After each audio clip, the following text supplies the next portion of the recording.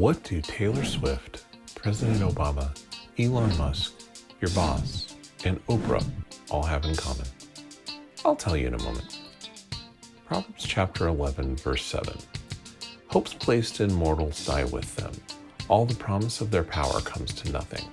So, to answer my question before, they're all going to die one day. It's like this. We often put our hopes in regular humans like us, believing they'll change our lives somehow. But here's the thing.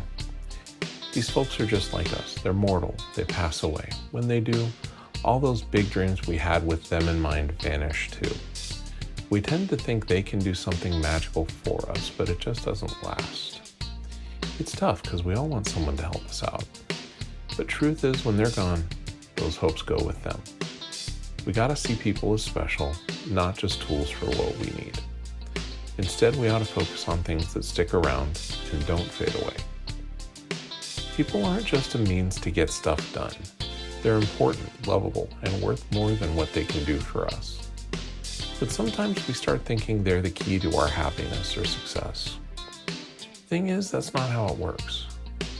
Putting all our hopes in folks who can't last forever is setting ourselves up for disappointment.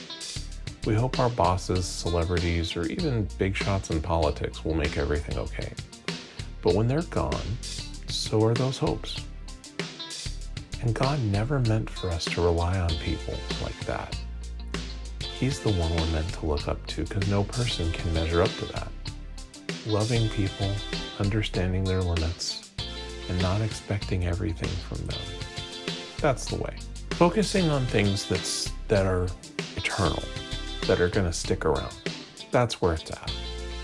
God never meant for us to put all of our hope in someone or something that won't last. It's like building on sand, you know? People, they can't fill that void because only God can.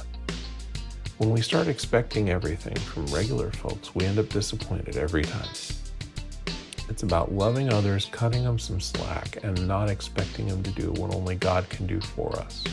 Our hope belongs with the eternal, not just what's here today and gone tomorrow. But we see these rich, famous people, and we have this illusion that if we only had that life, things would be different. But it's not all it's cracked up to be.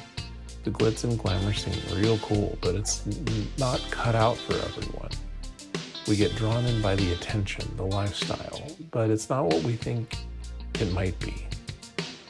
It's tough to not want that because sometimes our circumstances can seem like such an overwhelming mountain to climb. But maybe that's not where we belong either. It's about being real with ourselves and with other people and seeing that life of affluence and wanting things isn't the best fit for us.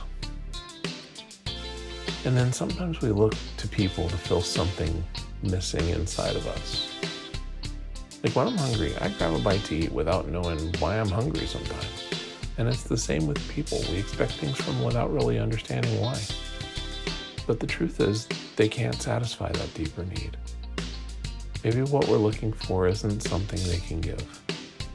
It's taken the pressure off them and ourselves by us choosing to love people rather than expect everything from them.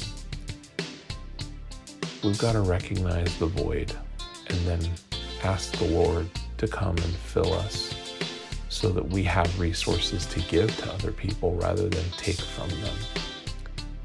Because He's the only one that can really fill that void. These folks are not meant to be our saviors. They've got their limits, just like us.